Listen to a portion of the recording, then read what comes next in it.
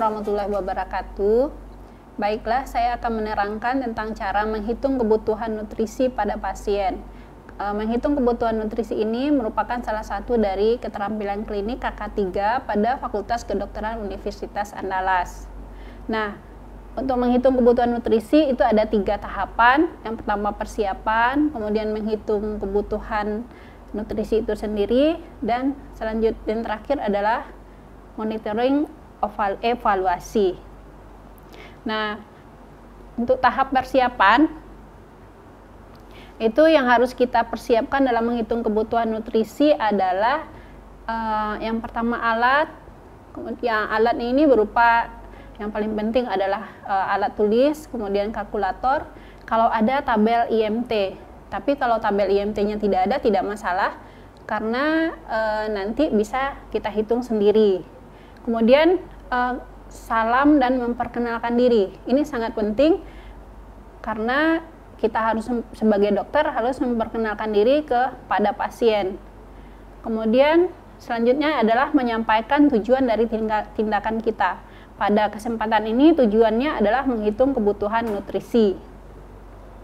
Selanjutnya adalah pelaksanaan kebutuhan nutrisi.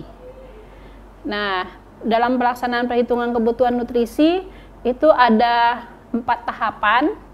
Yang pertama menegakkan diagnosis, kemudian menghitung kebutuhan gizi individu, menentukan komposisi zat gizi, dan menentukan cara pemberian nutrisi.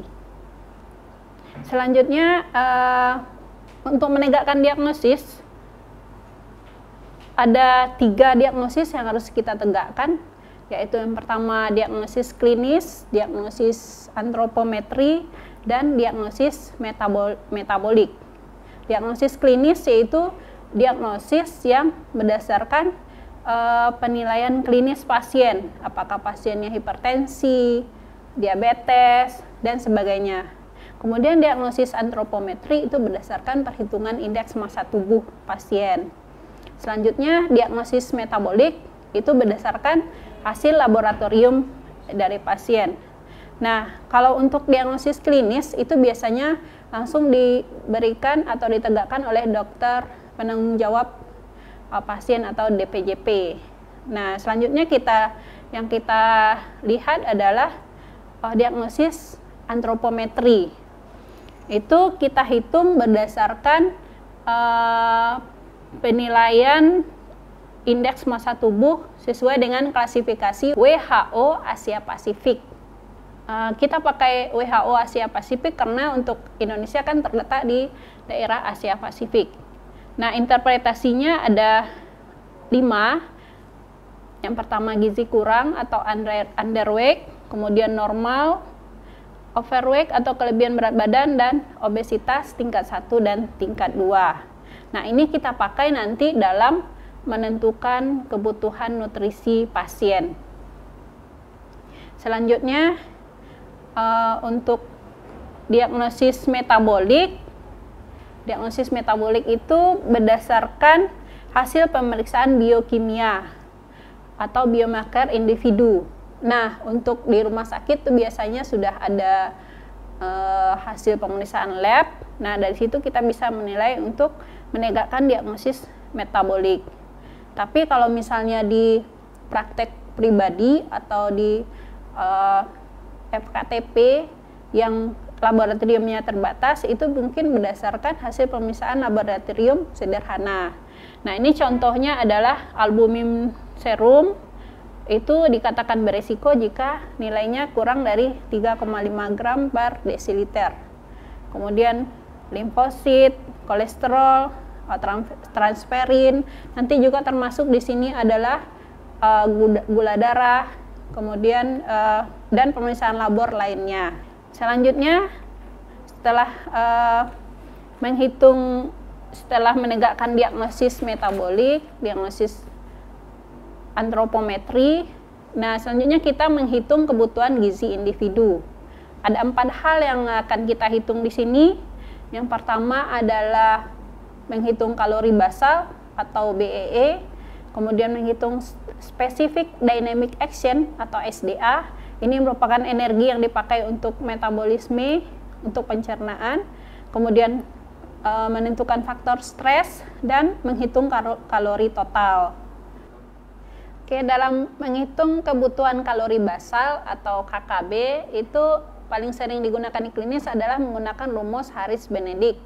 Dan KKP ini dikenal juga dengan istilah BMR atau BEE. Nah, ada 4 variabel yang harus kita perhatikan dalam menghitung KKB dengan rumus Harris-Benedict ini. Yang pertama adalah jenis kelamin, perempuan dan laki-laki itu berbeda rumusnya. Kemudian tentu saja berat badan dari pasien atau individu yang akan kita hitung, kemudian tinggi badan dan usia. Dan terdapat perbedaan rumus antara perempuan dan laki-laki, di mana rumus Harris-Benedict untuk laki-laki yaitu 66,47 tambah 13,75 kali berat badan tambah 5 kali tinggi badan dikurang 6,76 kali usia. Nah, berbeda dengan perempuan di mana konstantanya adalah 655,1 ditambah 9,56 kali berat badan ditambah 1,85 kali tinggi badan dikurang 4,67 dikali usia. Jadi antara laki-laki dan perempuan nanti kalori basalnya berbeda. Kemudian penggunaan berat badan tergantung dari status gizi dari pasien atau individu yang akan kita hitung. Nah, jika status gizi dari individu tersebut normal, maka kita pakai berat badan aktual. Berat badan aktual itu maksudnya adalah berat badan pada saat itu. Jadi berat badan yang sebenarnya. Kemudian kalau gizi pasien atau individu itu gizi kurang atau gizi lebih, maka kita pakai berat badan normal. Nah, cara menghitung berat badan normal adalah dengan menggunakan rumus tinggi badan dikurang 100. Ini yang paling mudah. Kemudian selanjutnya kita hitung kebutuhan kalori total atau total energi expenditure. Nah, ini rumusnya di mana kebutuhan kalori total atau KTT itu sama dengan KKB atau kebutuhan kalori basal ditambah specific dynamic action ditambah aktivitas energi expenditure dan faktor stres. Jadi KTT atau TEE sama dengan KKB tambah SDA tambah AEE tambah faktor stres. Nah, KKB ini sama dengan BMR. Sementara SDA itu berdasarkan cara individu atau pasien tersebut mengkonsumsi makanan atau intake-nya bagaimana caranya. Contohnya adalah kalau makan oral itu SDA-nya 10% dari BMR. Kemudian kalau makannya masuk secara enteral, misalnya dengan menggunakan NGT, itu SDA-nya 5%. Dan kalau misalnya makanan diberikan secara parenteral atau total parenteral, maka SDA-nya 0%. Nah, kalau untuk aktivitas pasien itu biasanya kita gunakan apakah pasiennya itu rawat jalan atau rawat inap. Kalau pasiennya rawat inap, itu energinya, aktivitas energi ekspenditurnya adalah 10% dari kalori basal. Kalau rawat jalan itu 20% dari kalori basal. Nah, selanjutnya kita hitung lagi faktor stres. Nah, faktor stres ini mempunyai indeks yang sangat bervariasi. Itu beberapa center menggunakan indeks yang berbeda. Ini salah satu contohnya dengan menggunakan catabolic index atau CI. Tapi dengan menggunakan catabolic index berarti kita harus mengetahui dulu dietary nitrogen atau urinary urea nitrogen dari pasien. Nah, tentu saja ini memerlukan pemeriksaan laboratorium di rumah sakit. Nah, kalau misalnya ada data dari catabolic index dari pasien, maka itu kita bisa hitung faktor stresnya. Nah, penggolongannya adalah jika CI kecil dari 0, artinya tidak ada stres. Kemudian CI-nya 0 sampai 5 stres sedang dan CI besar dari 5 stres berat. Nah, dari hasil CI ini kita bisa lihat kategori dari stresnya, kemudian kita dapat indeks dari stres. Misalnya stres ringan itu 20%, penambahan faktor stresnya, kemudian sampai stres berat itu sampai 50%. Nah, untuk luka bakar juga berbeda tergantung dari derajat atau persentase dari luka bakarnya. Namun untuk di praktek sehari-hari itu kadang kita susah mendapatkan catabolic index. Nah, itu kita bisa pakai indeks dari faktor stres yang lain. Misalnya adalah dengan menggunakan seperti tabel berikut ini. Nah, ini berdasarkan jenis trauma atau stres. Ini kita nilai pasien secara umum. Misalnya tidak ada stres, pasien dalam gizi baik, itu faktor stresnya 1,3. Kemudian selanjutnya kalau stres ringan, ada peradangan saluran cerna, atau ada kanker, bedah elektif, atau trauma kerangka moderat, itu pakai faktor stresnya 1,4. Dan begitu selanjutnya, sampai nanti misalnya yang paling berat adalah luka bakar sangat berat. Nah, itu faktor stresnya 2,1. Nah, pemakaian faktor stres ini kita sesuaikan dengan kondisi pasiennya. Selanjutnya adalah kita harus, setelah kita menghitung kebutuhan kalori total, kita menentukan komposisi zat gizi. Yang komposisi zat gizi yang paling penting kita tentukan adalah makronutrien, yaitu karbohidrat, lemak, dan protein. Nah, perhitungan karbohidrat, lemak, dan protein ini itu berdasarkan konsep dari gizi seimbang. Kita harus tahu bahwa protein itu menghasilkan 4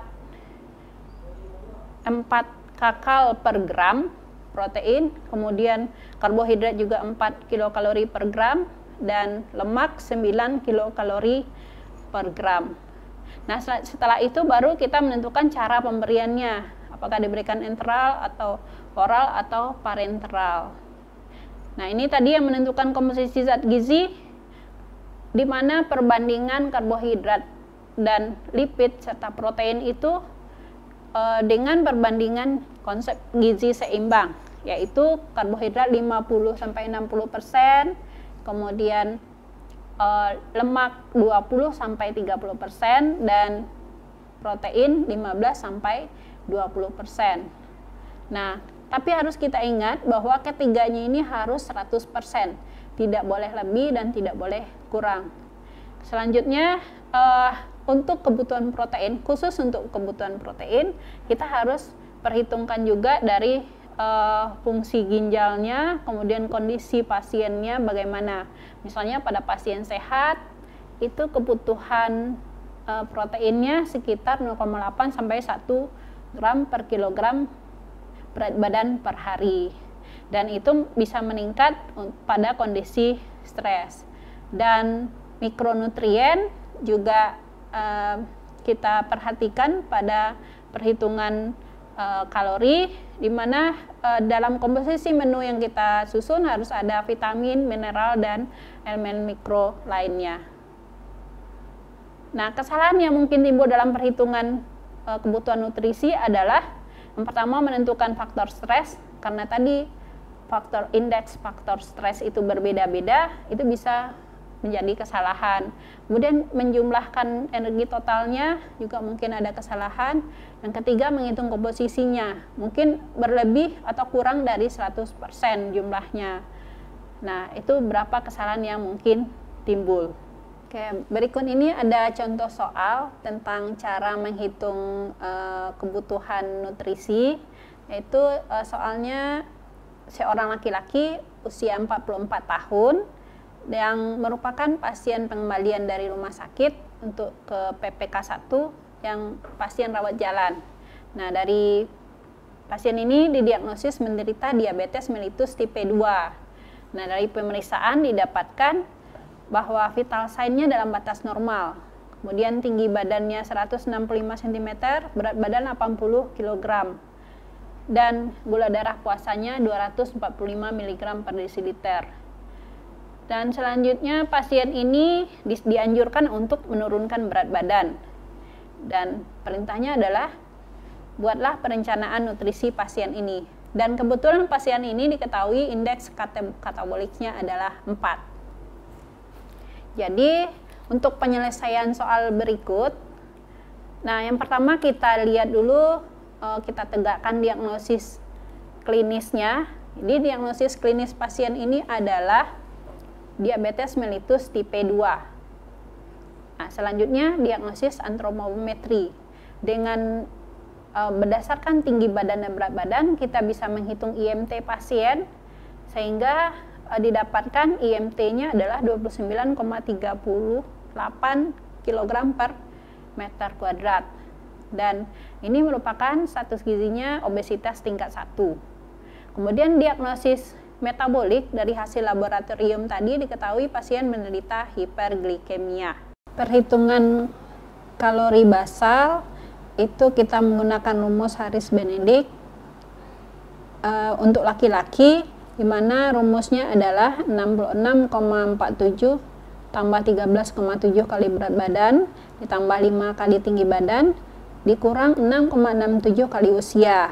Nah, di sini kita masukkan rumusnya, di mana konstantanya 6,67 ditambah 13,7 kali 65 karena berat badannya adalah 65, kemudian ditambah 5 kali 165 tinggi badannya dikurang 6,67 kali 44, sehingga didapatkan total dari kalori basalnya adalah 14,91,74 kilokalori.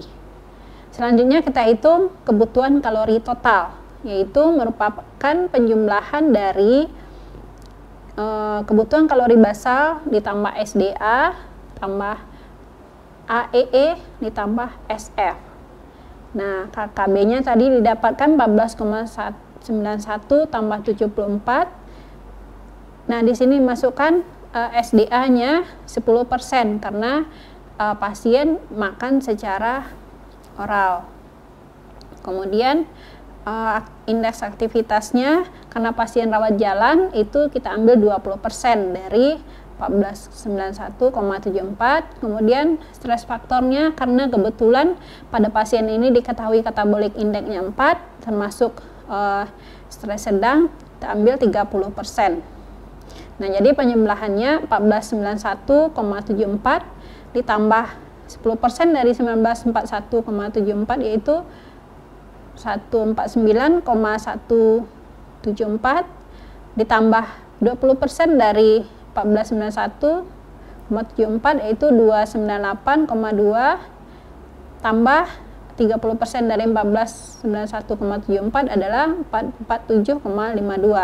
Jadi kebutuhan kalori totalnya merupakan penjumlahan dari semuanya didapatkan 2386,63 kilokalori. Nah, selanjutnya kita hitung komposisi dari makronutriennya, yaitu karbohidrat, lemak, dan protein. Nah, ini kita ambil dari perbandingan gizi seimbang, yaitu 60 banding 20 banding 20, di mana karbohidratnya 60% dari total kalori, lemaknya 20%, dan proteinnya 20%.